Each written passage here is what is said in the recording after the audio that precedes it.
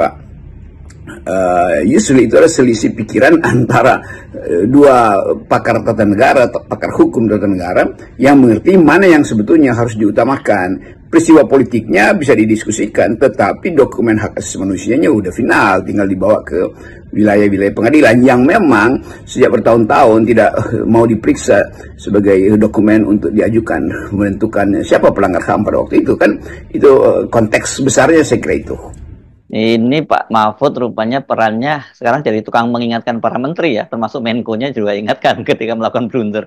Saya kira kalau soal 98 ini, ingatan publik dan juga kesaksian itu kan masih sangat lengkap, masih banyak yang masih hidup ya. Bahkan kita sendiri ya, Bung Rocky ya, merupakan bagian dari peristiwa tersebut dengan tentu dengan peran masing-masing. Jadi kalau ada yang coba mengalihkan atau membelokkan peristiwa tersebut dengan tujuan katakanlah melindungi kekuasaan atau mencari muka pada Presiden Prabowo, saya kira ini mereka pasti bakal menghadapi banyak sekali perlawanan. Ya tentu kita semua ada di situ, ada di peristiwa 98. Saya bawa mahasiswa saya untuk demonstrasi. Saya dulu memimpin rapat-rapat di LBH karena saya Dewan Ahli di LBH ketika 98. Juga aktif di Forum Demokrasi. Jadi kita tahu apa sebetulnya isi dari politik pada waktu itu. Dan ketika 98 itu berubah menjadi kerusuhan, berubah menjadi tadi dalam dokumen yang disebut crime against humanity, maka kita bikin refleksi akhirnya bahwa ada pertarungan politik di 98. Bahkan mahasiswa sebetulnya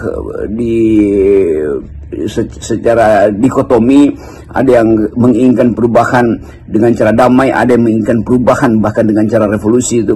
Jadi kita kemudian tiba pada kesepakatan, oke, ini reformasi aja tuh. Kalau revolusi mungkin beban historis dari istilah itu besar sekali. Tapi memang ada konsekuensinya. Menyebut reformasi artinya sekedar mengakui bahwa transisi itu boleh berlangsung secara kuantitatif.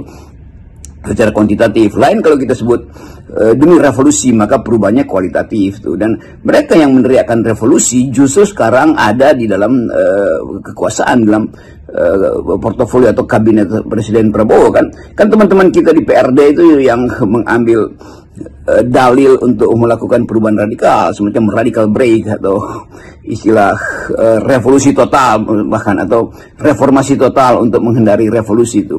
Teman-teman yang justru saya kira pada waktu itu datang dari kalangan Muslim itu mengambil tema yang lebih soft, reformasi damai. Kan itu intinya kalau kita lihat ikat kepala dari mahasiswa pada waktu itu, sebagian juga anak murid-murid saya. Ada yang pakai revolusi total, yang pakai revolusi damai. Langsung kita bisa bedain, oh ini anak KBU ini yang belajar secara telak untuk menghasilkan perubahan politik yang kualitatif, maka mereka mengambil langkah atau diskurs bahkan di dalam terbitan pamflet waktu itu yang sifatnya revolusioner. Oh teman-teman di mana kalau nggak salah kami itu mengambil jalan yang lebih soft tapi dengan tema yang sama, yaitu reformasi damai. Jadi